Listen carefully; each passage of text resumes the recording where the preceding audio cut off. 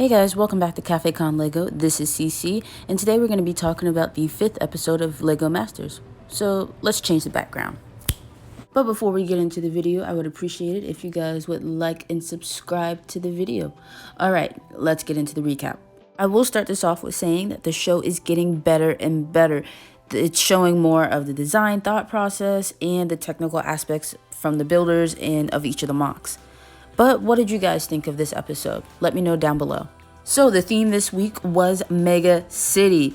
14 hours to build one section of 7 that were available, and they had to put them back together to make a giant city at the end. Now, the judges wanted to emphasize on the mega part of the builds. Bigger is better here.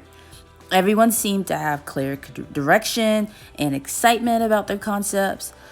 But remember when I said that the builds were in sections and they had to come back together? Well, that posed a huge problem for Sam and Jessica, but really Aaron and Christian, whose whole half of their building, the top half, fell and shattered on the floor. Now, I am going to call out Christian here because it looks like he catches it, but it just slips through his fingers. Can you say butterfingers? No. Okay, let me not be so mean. I can't really imagine how putting 14 hours of work into something and then watching it fall on the floor really feels.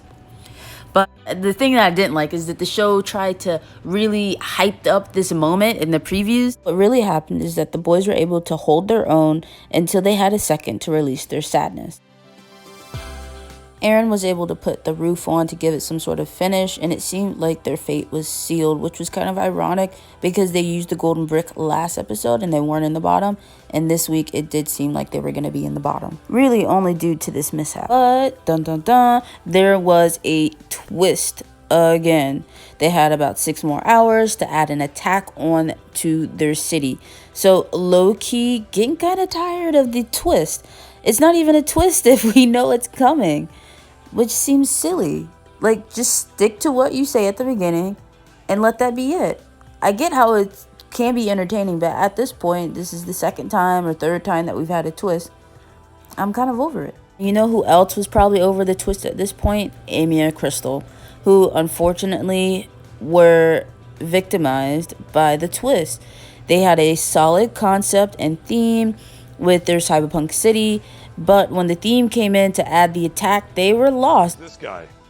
That's a motherboard, robot, puppeteer, guy, control, I don't know. And the judges were lost in the concept. Amy and Crystal were lost in what their story was at that point, and it's what sent them home. Now, the other bottom team was Jermaine and Mel, who had I would say, a more superior build to Amy and Crystal, but they were in the bottom because they were just kind of missing some details. Now, the winners, who were Boone and Mark. All I can say about this is finally. If you guys are enjoying the video, please don't forget to like and subscribe to the video. Appreciate it.